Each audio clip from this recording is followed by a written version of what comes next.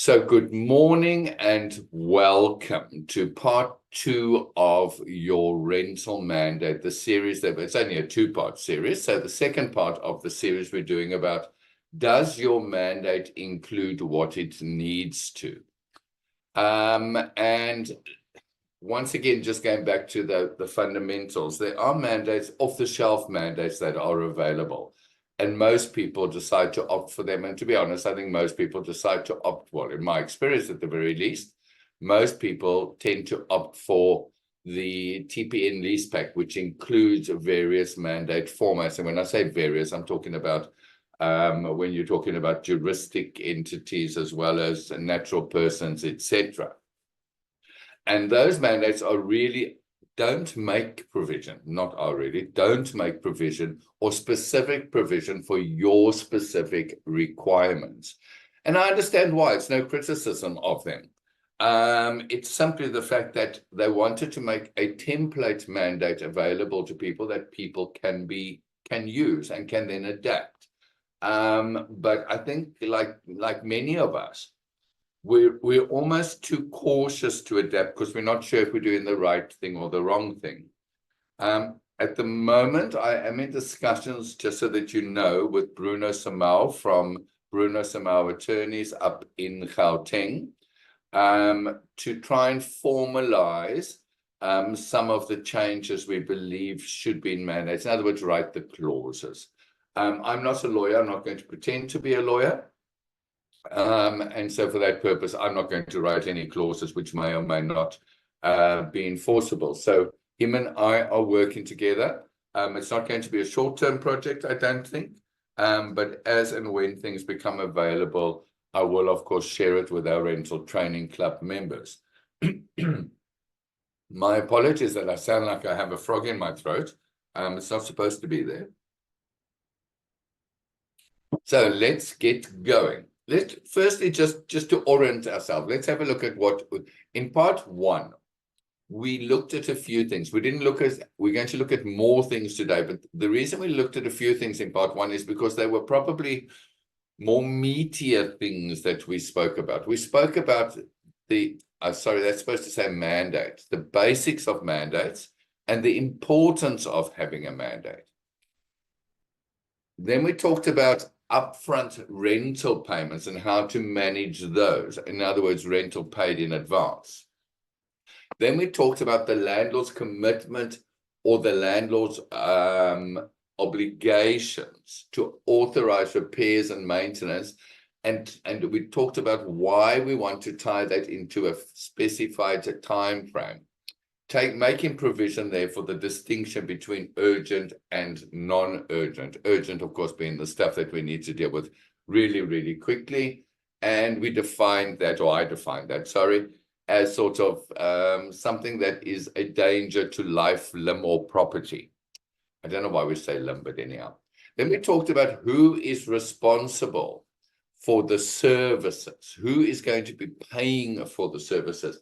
Is water included? Is it going to be invoiced? Is electricity included? Is it going to be invoiced? That sort of thing. Okay, so we spoke about those services. We spoke about the gardening, the pool, that sort of stuff, and how to deal with this. Because if we include these things in the mandate, then it gives us the opportunity to have that discussion and to set things up properly. And that's why I always say, a mandate is a wonderful, wonderful marketing/listing tool. It could be used for your listing presentation, so to speak, or your listing spiel, in other words. And then we talked about discussing and contracting, because that's the important part of, it's easy just to discuss, people forget, people change their minds, all sorts of funny things happen. But we're talking here also about contracting, putting it in the contract, making sure it's enforceable, about how the billing, the payment, and the reimbursement of service costs are going to be managed. And I haven't sent you out the documents yet. My sincerest apologies. I will send them out to you today or tomorrow. Which is the services management, the services responsibility, and I think there was another a note of it, about what should be included. Now, in those forms that we went through, there were various options. And I think one should narrow down those options to make your management function a lot simpler. So take a company decision on how to manage things. For example, when we come to utilities, and we're talking about utilities that the tenant pays for, we have various options.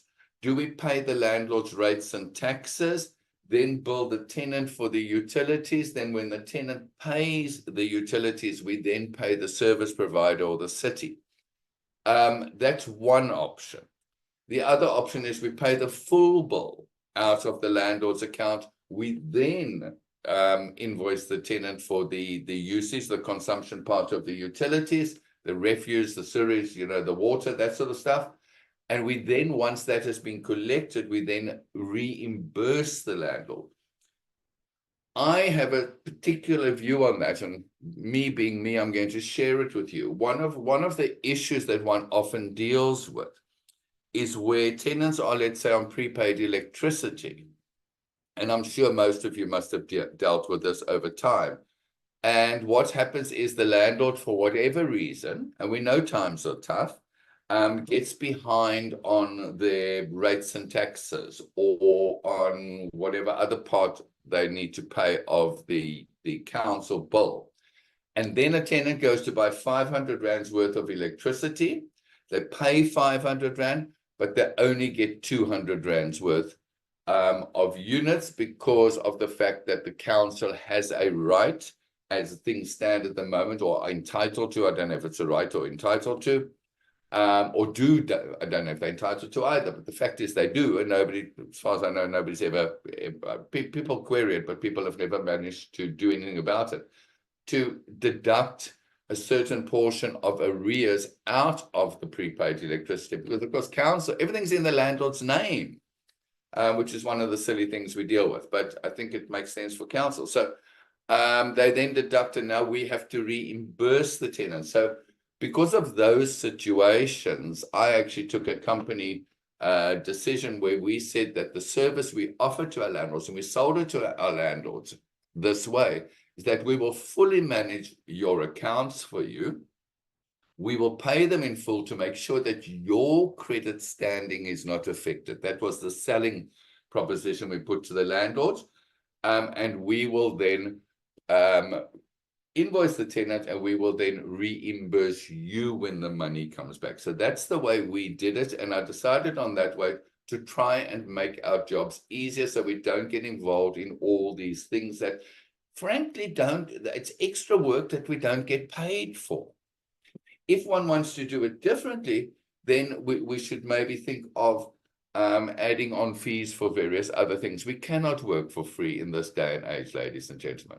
Then the last thing we covered in part one was how to deal with the situation of multiple landlords in a practical sense. In other words, you don't want to negotiate with 10 different people.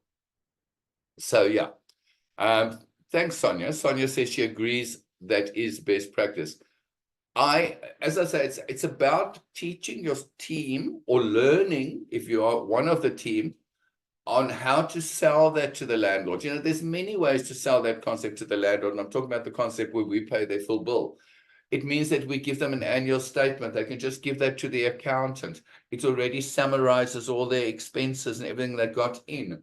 It means they're saving money on accounting fees, all those sorts of things. There are ways to sell it. If you need some information on ways to sell it, I'm happy that we can have a session with teams and we can talk about the various ways to sell it. I think the biggest thing is selling it to the landlord, and how we sell it. And the way we sell it is, of course, by showing the benefits to them. So, ladies and gentlemen, let's get into today's session. We've got a lot more points to cover in today's session, but they're a little bit shorter. And a lot of these points I must thank our members for, because these have come out of members' questions over the last probably close to a year. When I get members' questions, I have a little Excel spreadsheet where I think, okay, can we deal with that in the mandate? Yes, we can. And then I go and make a list. So whatever how many did we deal with over there? We dealt here last week with 1, 2, 3, 4, 5, 6. Okay. Then we probably got about 10 to cover today because I see my list is up to 16. So a situation that often develops is where the landlord wants to use part of the premises for their own purposes.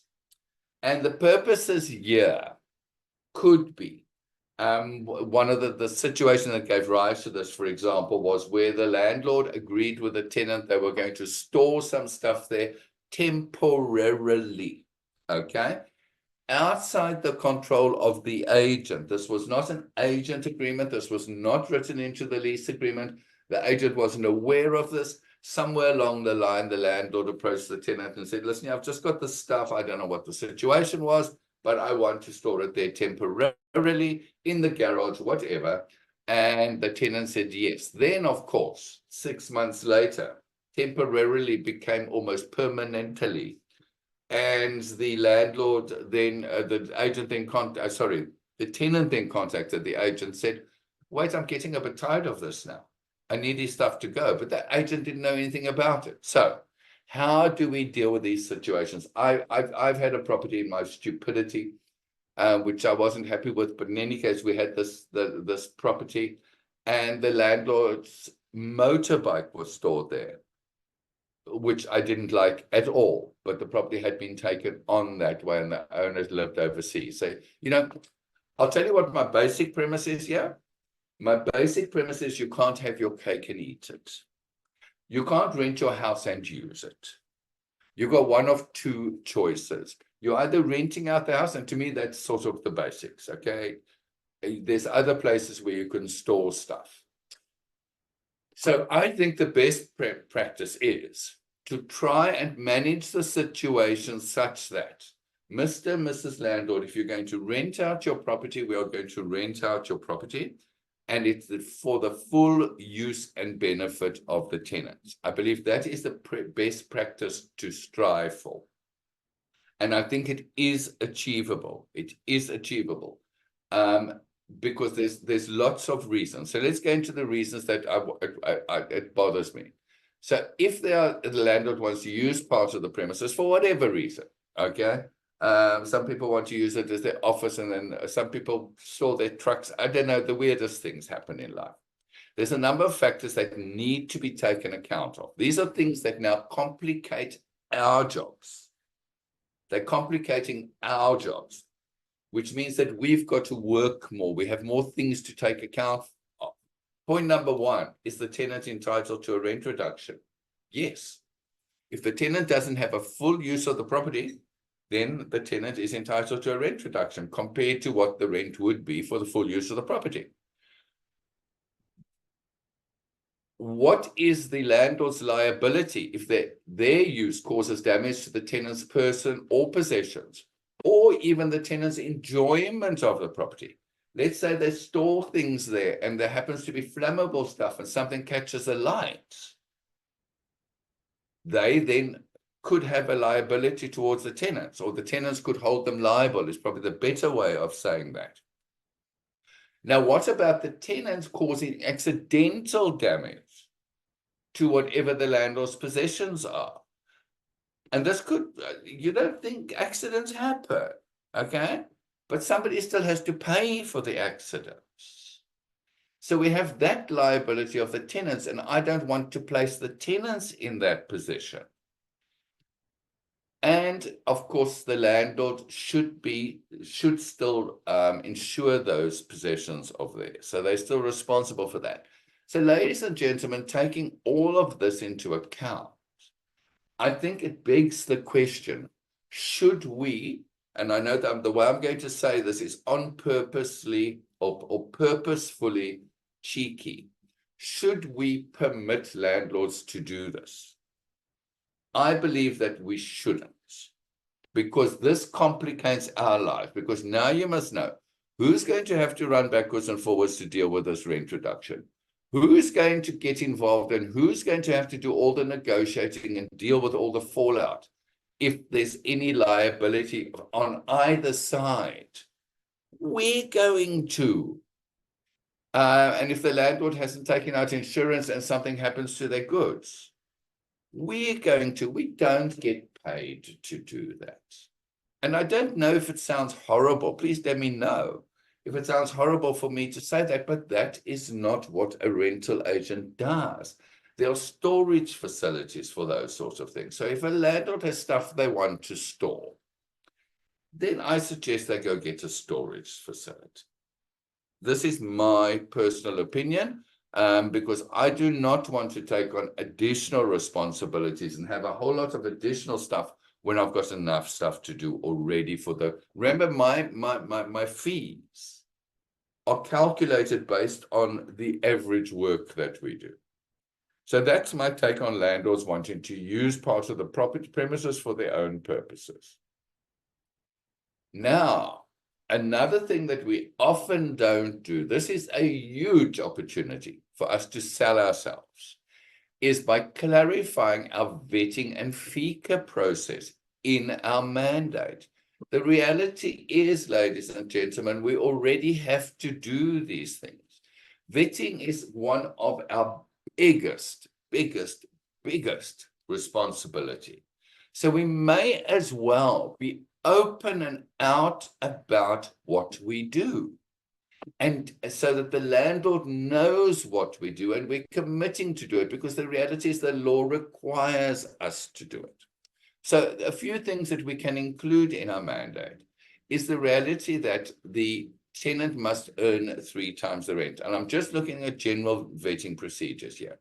That we will be doing a credit check, that we will be following up on work and previous landlord references. Ladies and gentlemen, we do this in any case. Now, imagine that you've got somebody who's going to pitch to a landlord with a normal mandate. Normal, I'm meaning the templated mandate. And you're going there and you're telling them exactly what you are going to be doing. And you explain to them that this is what I am committing to do. This is no more than what you do in any case. But it means that you are showing your value in terms of what you are setting out in the mandate, and they can hold you to it, because they can hold you to it in any case. We recon the income with verified bank statements. Okay, these are my thoughts. We confirm their current financial commitments. We're doing this in any case. We're doing this in any case. And now when you sit and you go through what we do, the landlord says to you what we do, it's all set out in one nice, neat and tidy document. We confirm their current financial commitments.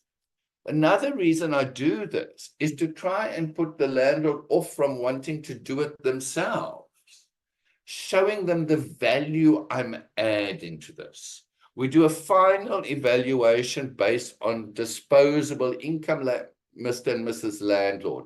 Because Mr. and Mrs. Landlord, the information that we have access to that you probably don't have access to is the verified bank statements and the current financial commitments. Set out your FICA obligations. Mr. and Mrs. Landlord, on all applicants, we do an adverse media check.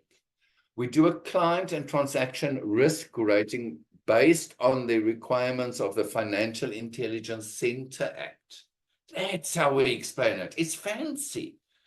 Now, when you're explaining things this way, the landlord's sitting there thinking, oh, shucks, I'm clueless. Or at least that's my intention. I want them sitting there thinking, oh, shucks, I'm clueless. And what I'm also saying to them, and they're saying to me, do all agents do this? And I'll be like, you have to speak to your agents. Look at the mandates they bring you. Make sure that they do commit to do these things, because this is best practice. That's how I have my conversations with the landlord.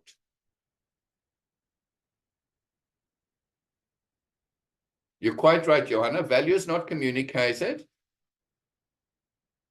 Value, I think you meant to say value is perceived. Oh, sorry. Value not communicated is value not perceived. Sorry. You're quite right.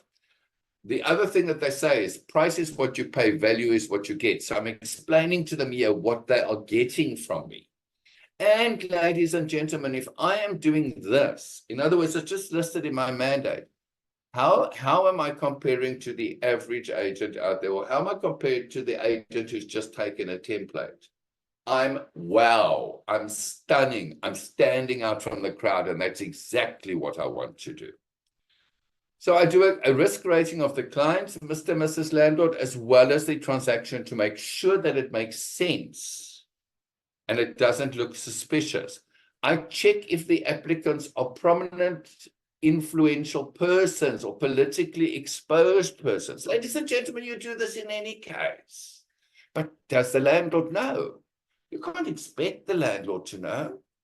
Now, if they ask the other agent, you must say to them, ask the other agent about this. And if they say to the other agent, listen here, do you check PEP? And the agent says, I don't even know what you're talking about.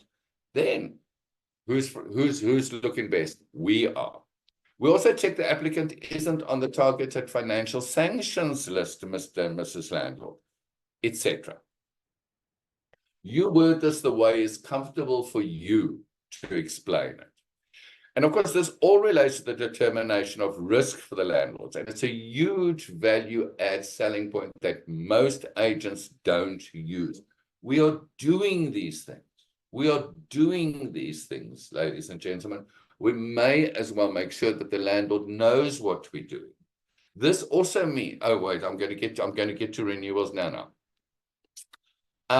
Clarifying the lease agreement format to be used. What I always did was when I send out the mandate, I also send out a copy of our lease agreement format so that I get the landlord to authorize me to use that. So I know how to proceed. I'm seeking clear instructions. I'm not seeking fuzzy-wuzzy instructions. I'm seeking clear instructions at the time of signing up the mandate. So the first question is, does the landlord have their own lease format, or are they going to use our format? Now, the reason I put this in, I believe, well, the majority of landlords that I have dealt with have opted to use our lease format, okay? However, there are landlords who have large portfolios that, for whatever reason, use their own lease formats. And I fully understand why they do that.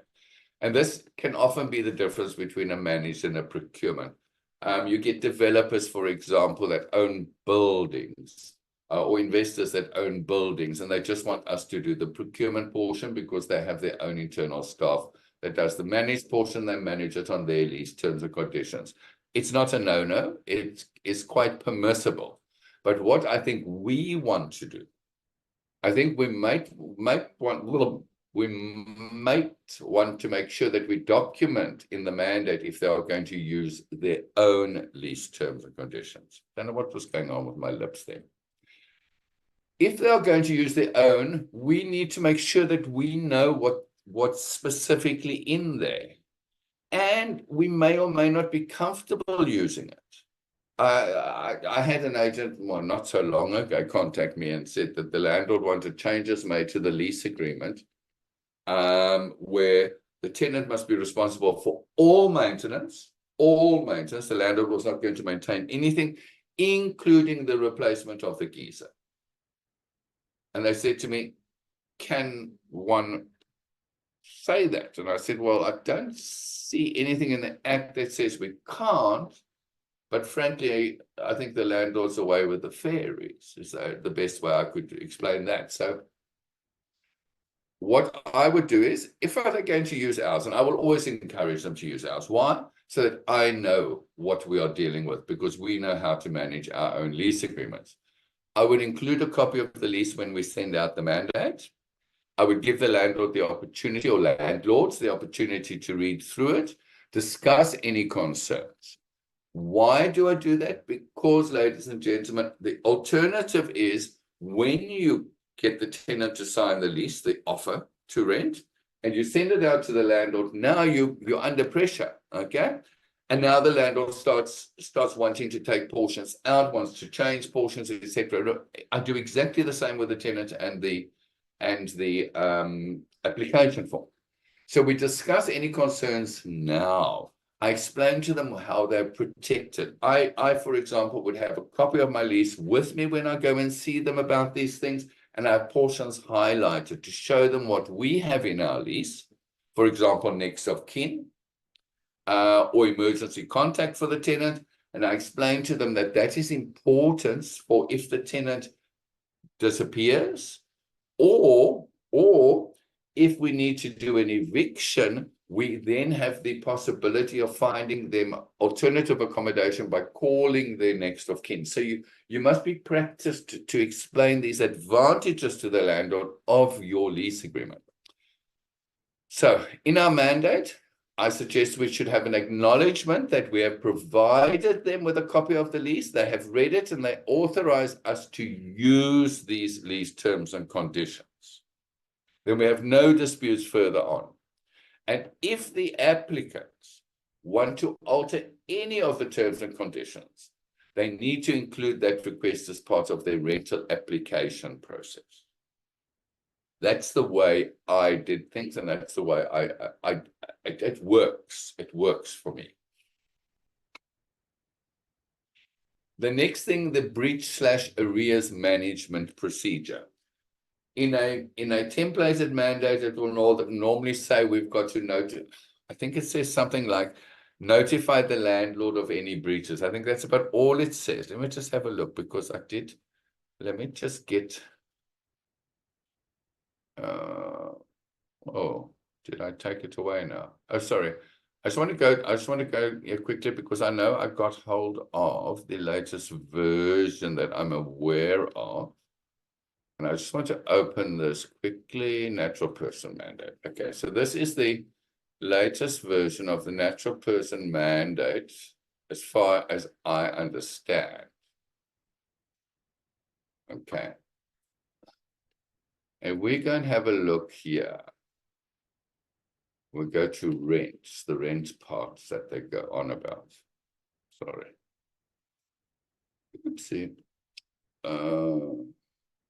Oh, sorry. Let's just go. No. Sorry, I'm confused. I'm getting there. I thought, don't worry. Okay. Mandate and the record of procurement. Okay. Let's go to the managed mandate. It says, this is what it says. Attend to all defaults and breaches of the lease agreement. Inform the landlord promptly of these defaults and breaches. That's all it says. Doesn't really say much, does it? Doesn't really show our value, does it? I don't think it does. Attend timelessly and with due diligence to all queries and complaints, and inform the landlord that require his intervention. That's all it. I mean, that's essentially when maintenance and repairs is included. It really doesn't. It really doesn't. So I suggest that, let's just have a look. Yeah. Oh, is that not the latest version? Yeah. Okay. Sorry, it's not the latest version, but which version do I have here then? I have 7.2. Sorry, Sonia, I have 7.2. Okay, it's an updated version from what I had. Let's put it that way. But the mandate hasn't really been updated much. I think we're all in agreement with that. But let's have a look. And I know a lot of people are using older versions. So, but what all it says is attending to all defaults and breaches. That's all it says. And informing the landlord promptly of these defaults and breaches. That's all it says. I think to show our value, we should, and you can add this as an addendum, by the way. What are our obligations? Clarify your breach or arrears management procedure in your mandate. And it's easy enough to do in an addendum. And the addendum that I've got that I will also send out to you is the, you would have seen it when I've done training on arrears management. I've got like an info sheet for landlords. We can use that and add that as an addendum. And that means you don't have to go and change the whole mandate. All you can say is, Arrears management procedure will be carried out at C addendum, blah, blah, whatever the addendum is that you make it. That could be. No, that's okay, Sonia, no problem. You had me worried because I got it from somebody yesterday. So we can just use that. And actually, I'll show you what it is. Let me just show you what it is. Sorry, I thought I'd opened these things beforehand. But then I had to restart my computer, I think. Policies and procedures, where am I? There we are. I'm going to open that for you quickly. Risk management. Here we are. So this is the process. You can adapt this obviously yourself. Email reminder, letter of demand is sent out, cancellation of lease. Well, I'd leave that one out because we'd say the third and last step is that please note that steps 1 and 2 are implemented. Step 3 is the discretion of the landlord. And I would normally say there that the landlord needs to instruct attorneys to do it. So we have this clarified up front as well. Sorry, let me just get back to where I was. So I think it's very important that we get the landlord to acknowledge our process and authorize us to implement it without fear or favor. And this, ladies and gentlemen, is important that the landlord also understands there. And we can explain to them that we need to tick certain boxes to follow due process. And Mr. and Mrs. Landlord, if we don't tick those boxes, there's no short route. There's no way to jump the queue. There's no way to jump the queue in this particular one.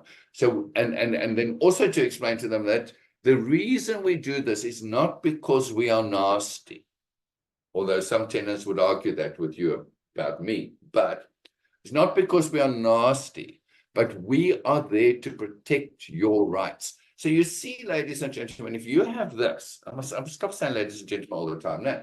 If we, in our mandate, it gives us the opportunity to sit and discuss it with the landlords and show our value and show our commitment to do the right thing for them. Why? Not because we're fastidious, but because we are experts and we are protecting their rights, which is exactly our role. Now, of course, we need to now come to the point of, we're going to clarify the breach on arrears, breach/arrears. I left it like this because arrears is simply a breach, but it's one of the most common ones we deal with. So we can create a breach management and then say this applies to all arrears or something like that. I'm not sure exactly how we're going to fit this into the mandate, but Bruno and I will come up with some concepts over the next few weeks, hopefully for you. But of course, then here we come to the next important part that a lot of landlords don't understand, and that doesn't mean that wasn't explained to them. Doesn't mean it wasn't explained to them. It probably means that they didn't understand or they don't want to understand it. But that's why we want to put this in contractually very clearly. When is legal intervention required? And this links up with a breach procedure. At which point do our responsibilities stop? And that's something that I think needs to be clarified very, very clearly in our mandate. If we go back to this one here, you will see that they deal with legal stuff at some point in time. Go on about there. No, they don't do it there.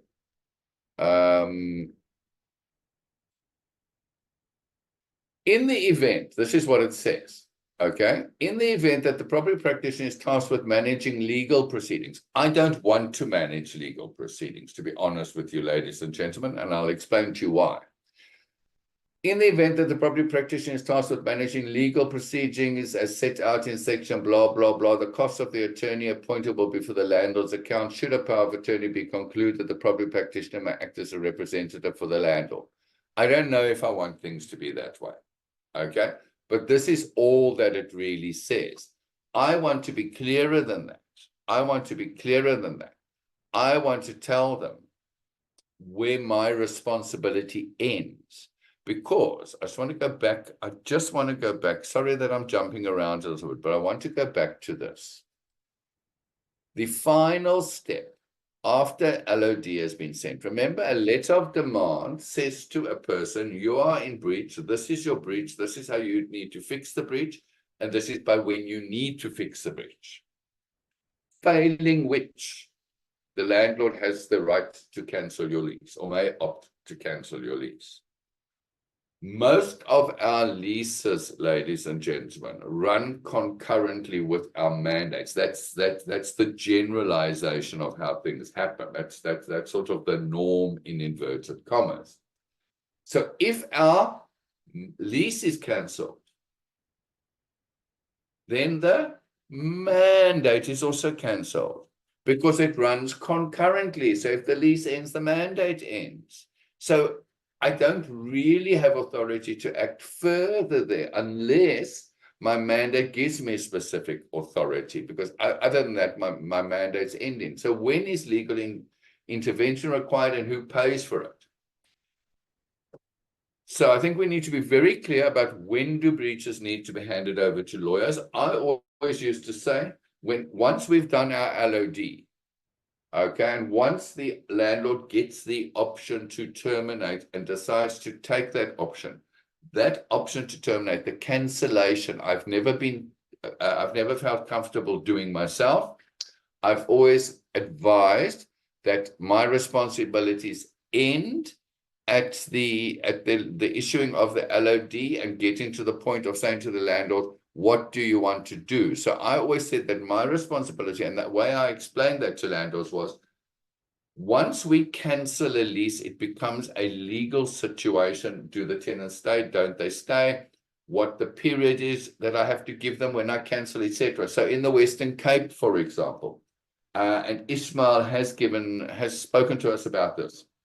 If I cancel a fixed term lease in the Western Cape, if I remember correctly, I can say, your lease is cancelled today, you must be out today. But if we cancel a month-to-month lease, we have to give at least a calendar month's notice on cancellation. And that is what the courts have decided. So we can't just say, give them their 7 days and say, okay, your lease is cancelled, vacate today. Now, these things change from time to time, okay, based on decisions of higher courts. And that's exactly why I believe that in the best interest of my landlord, the cancellation of the lease should be done by a lawyer so that we do not inadvertently, we're not lawyers, we do not inadvertently negatively affect the rights that the landlord would otherwise have. So that's why I suggest that. And of course, the landlord is responsible for the cost of the step and any further steps.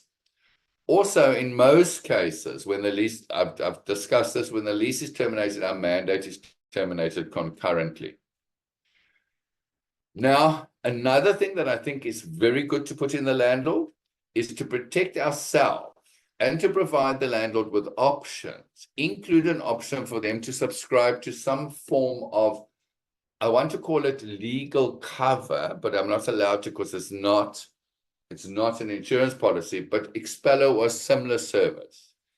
Even if they don't sign it, you have fulfilled your obligation by offering it, in my opinion, because I believe that's what, that's something that we can do. Now, let me just go back and find that one. So, for example, here is an addendum that I got from Elise, where this is simply giving the landlord this option and saying to them, now, Mr. and Mrs. Landlord, we will do until here if it comes to legalities. In the worst case scenario, if it comes to legalities, we will do until the letter of demand. We then need to cancel your lease, which is the next option that you have. We will put you in touch with an attorney to do that, who you will then instruct to do that. I actually don't want power of attorneys to deal with things in between, because people don't understand things. I would rather that they deal directly with the attorney. I don't want to be a middleman. We will then hand that over to the attorneys. And then, of course, it depends whether they stay or don't stay. Mr. and Mrs. Landlord, if it's of concern to you, this whole thing about evictions and all that stuff, there is a service that we can offer you that is available. So Expello can take over the negotiations should your tenant fail to remedy the breach within 7 days of receiving the letter of demand. Okay, well, yeah, that's right. Cancel the lease in the event of the breach. So you're not actually going to have to hand over to the attorneys. You're not actually going to have to, Mr. and Mrs. Landlord, pay any money, etc., etc. We explain to them what the benefits are. They then have the option of saying they do want their lease registered for the Expello service, or they don't want their lease registered for the Expello service, but they know that should an evict, this is important. Should an eviction be needed, that they will be responsible to appoint an attorney, and they confirm that they know that they won't be able to register once the tenant is in default. I've had more than once that somebody has called me and asked me for advice because the landlord has basically said to them, you put that tenant in, you get them out, I'm not paying, that's your service. That, of course, is a total misunderstanding of the service we provide. We are not lawyers. We cannot provide that service. If you want to, you can just say that the Legal Practice Council or something does not permit us to provide that service. So if we deal with this in our mandate in some way, shape, or form, and this is just an example of how you can do it, then, ladies and gentlemen, we made it very, very clear to the landlord, and we've given them that option to opt in or not. So hopefully that also makes sense. So that links up there. Now, ladies and gentlemen, lease renewals, believe it. Well, you will believe me. I know you will believe me. If you look here for management rights and duties, do you see anything here? It says the property practitioner is tasked with administering and managing the lease agreement. Then there's all those suspensive and resolutive conditions. If they go into a management mandate, collecting payments, attending timelessly to queries and complaints, attending to all defaults and breaches, inspecting the premises, cannot be held liable, the legal proceedings. That's it. There is no mention of lease renewals. Ladies and gentlemen, this is our opportunity to get commitment for another year, long before the landlord thinks they're going to manage it themselves. So what do we put in? Does your lease, sorry, this should say, does your mandate, my sincerest apologies, does your mandate include lease renewals? I'm going to correct those spelling mistakes. Does your mandate include lease renewals as your obligations? Most don't. I think this is incredibly important. This is a selling opportunity to maximize our chance of renewing both the lease and the mandate for another year. Okay, we've dealt with why that leases run concurrently with mandate. So, for example, something like the following. Prior to the end of all fixed-term leases, the rental agent is responsible or accepts responsibility for initiating the lease renewal process as required in terms of Section 14 of the Consumer Protection Act. Doesn't that sound cute? Doesn't that sound fancy? Doesn't that sound scary? Why? Because I want the landlord to understand my value. And wasn't Johanna? I think it was Johanna who said, value shown is value perceived, or value not shown is value not perceived. Ladies and gentlemen, we've got to show it to them. Prior to the end of all fixed-term leases, the rental agent is responsible for initiating the lease renewal procedure as required in terms of Section 14 of the Consumer Protection Act, after seeking instructions from the landlord to ensure that the landlord fulfills the requirements of the Consumer Protection Act or is not in breach of, or however you want to do. In doing so, the agent shall ensure that the required 40 to 80 business day notice is sent out timeously and manage all ensuing negotiations and and ensure that the resultant agreement is documented or notice of non-renewal is issued at least 40 business days prior to the end of the lease. That's my wording. Okay. Adapt it, do whatever you want with it. But I just think that there is a huge, huge, huge missing opportunity of showing value.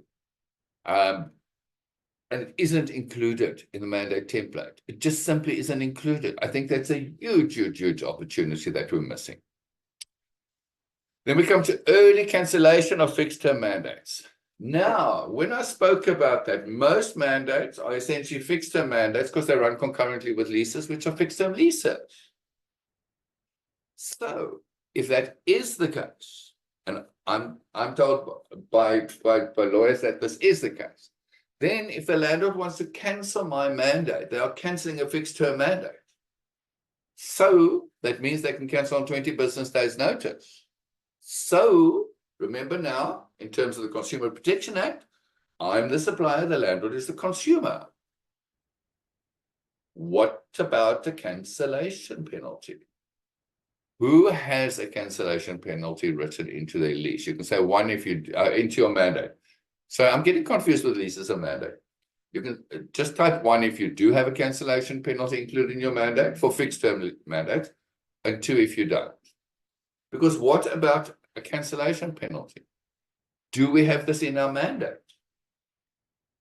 Do we put in a minimum and maximum cancellation penalty? Do we have a fixed penalty amount? I'm suggesting that a fixed penalty amount is probably the easiest, because remember, akin, meaning similar to us being able to, is similar to a lease agreement. Remember, lease agreement, tenant can cancel a lease on 20 business days notice. The landlord is entitled not to be out of pocket. In this case, it's translated quickly. Sorry, I've got distracted. In this case, the landlord is entitled to the lease. We need to use our best endeavors to minimize our loss, whatever that means practically given the situation. In other words, to replace the landlord. But we should also be entitled to any money for out-of-pocket expenses. So we've got to sort of think about that. And I don't really have the answer. Hopefully. Okay, so Sonia, you do have a cancellation penalty. Fantastic. I think that's the way I asked it. You know, there's ones and twos, I get confused. So that's great. Nobody else has said that, so there's an opportunity. Why should you be out of pocket? My job is to help protect rental agents. Your job is to help protect landlords. I'm there to help protect you. Then, ladies and gentlemen, few last things we're going to cover here, but they're quite important. Calculation and due date of management commission. Why? Let's see. I just want to, let me go here quickly. I don't want you to see that yet. Why, ladies and gentlemen, is it the norm, in inverted commas, that we are only entitled to commission a percentage of the rent collected? Why? Because I'll tell you why I don't like that. I don't like that because point number one, it makes the landlord think that I'm a rent collector. I'm not a rent collector. I am an expert rental property practitioner, not a rent collector. Rent collectors you can go get out there and they're different. So that's point number one.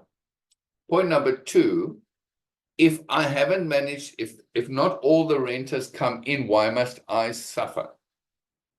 It's not me that's in breach of anything. You're going to think I'm crazy. I suppose there's a few of you that might be laughing there. But think about it. The fact that we've done our invoicing, we've done our reconciling, we've done all the work we had to do. We've even done more work because we've sent out a reminder and we've sent out a letter of demand. Why? And now the rent doesn't come in, but they expect me still to work for free. It's not right. It's not right. Agents unite. Most mandates make provision for the commission to be due as a percentage of the rent, sorry, I don't know what was going on with my mind. The rent received. I believe it's time that we end this work for free. Why? It creates the impression that we're rent collectors. If the tenant doesn't pay in full, we don't get our full rent, but we actually have more work to do. So what's our proposal? Set the monthly commission either as a fixed amount, which I don't really suggest because it means you've got to update it. Less things to update, the better. Or as a percentage of the agreed rental in the lease agreement and or any extensions or renewals. Make the due date for payment of that rent the first of each month. Then you say to me, but Sean, if he gets no rent, if the tenant doesn't pay any rent, then the landlord has got no money for me to take it from. I fully understand that. I fully understand that. However, if the tenant pays part rent, I can get my full fee. I'm still doing my full job. I'm still doing my full job. Am I not entitled to my full fee? Ponder on that. What's the difference? Your common can be deducted first and in full when and if a part payment or part payment is received. Does anybody do this? I think it creates a huge misunderstanding of our role there. So in other words, if I don't collect the rent, I haven't done my job. No, ladies and gentlemen, I have done my job.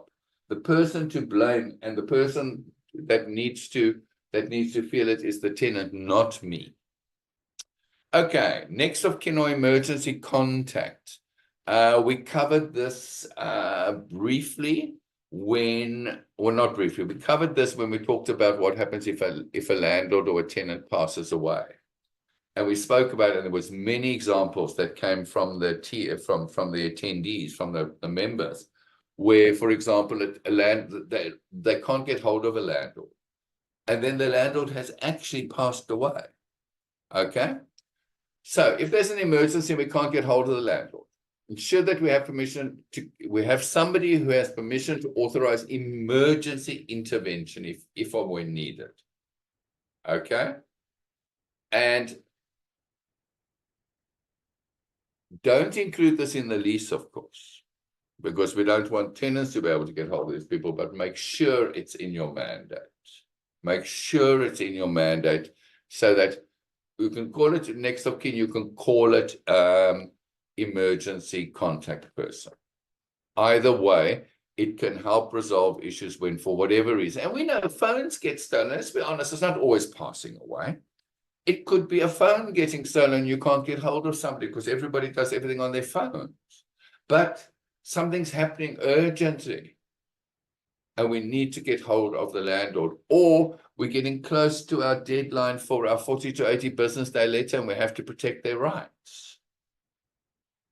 Lastly, ladies and gentlemen, the last point. You see, we had a lot more points this time, but they weren't as meaty as last time.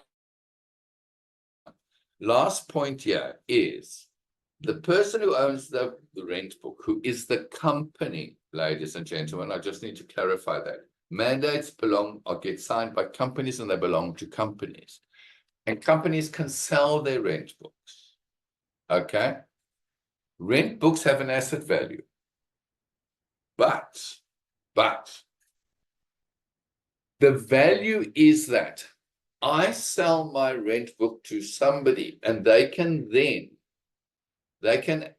actually legally enforce that mandate.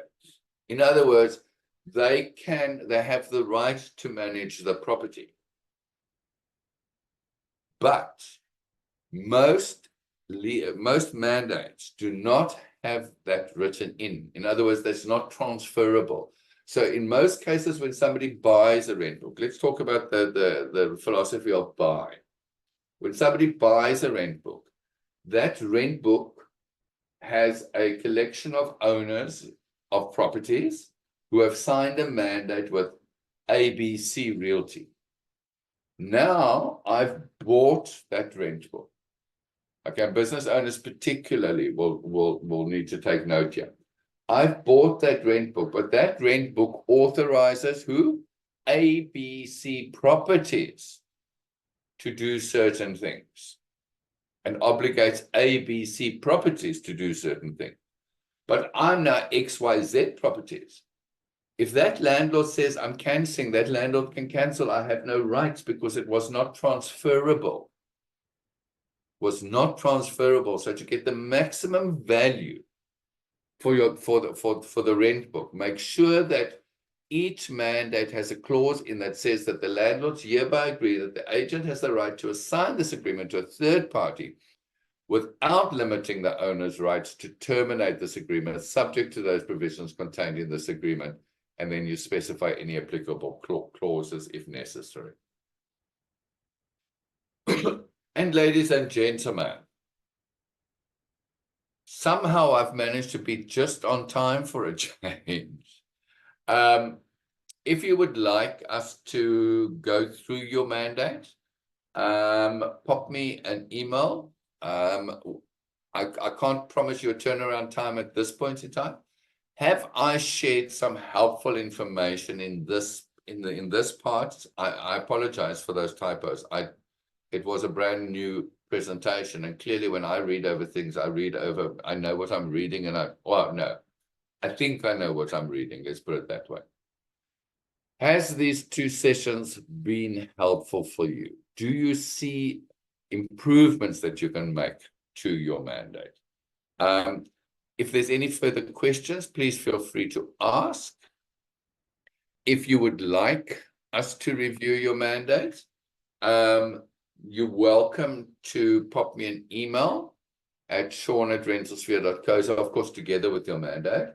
And I can go through it and let you know where I think there's gaps, or there's sometimes people have adapted things to put stuff in mandates that simply aren't enforceable. So that's totally up to you. Any questions, ladies and gentlemen? It's like everybody's gone super quiet all of a sudden.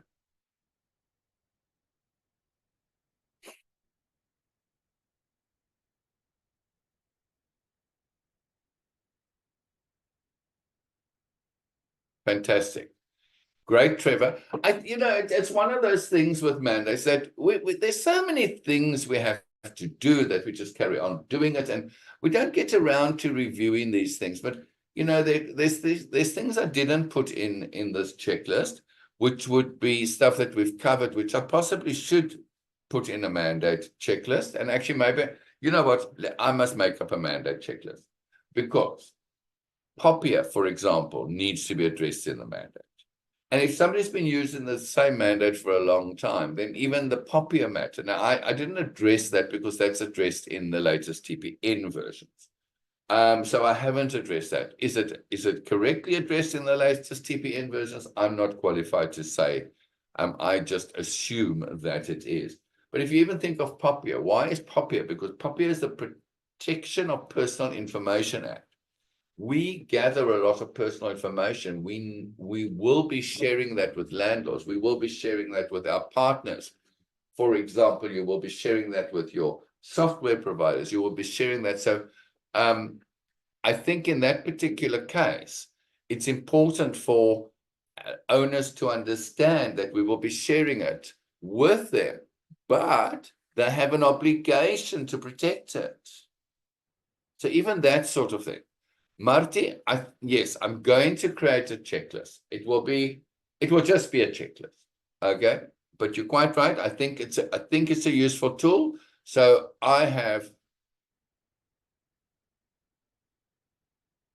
will undertake to create a mandate checklist, and then we can go from there. What we can also do is, yes, I'll do that. Let me not try and commit things while I'm sitting on my bum thinking on the go. What I will commit to do is a mandate checklist. Sonia, you're quite right. Once we've been in business for so long, we do continue with the same documents. We do. I see people that send me leads. Shame. I don't want to laugh at anybody, but I can share information with you, and these people are not in my training club, so I can share this information with you. I'm not naming names in any case, but I've had people say to me that, no, they don't have to worry about the CPA. because it's not mentioned in their lease agreement, so it doesn't apply. That's like the extreme, Sonia, of what you say, but you're quite right. We don't change things all the time for a lot of reasons. And as you say, a lot of my clients are smaller companies because they simply don't have the resources. But also remember, though, that also even in larger companies, they don't always have rental experts to advise. Often, and I'm not criticizing anybody, but often the focus is on the sales. So I think it is important. So, ladies and gentlemen, that's enough from me, I believe. Thank you so much for your time. I hope and trust you've got value. I will commit to create a mandate checklist where one can just make sure what is missing and what isn't. The part I'm not going to commit is to say how, well, no, actually, let me create the checklist, send it out, and I'll get your feedback on that. Let me rather say that at this point in time. Okie dokes. So thank you very much. Have a great day.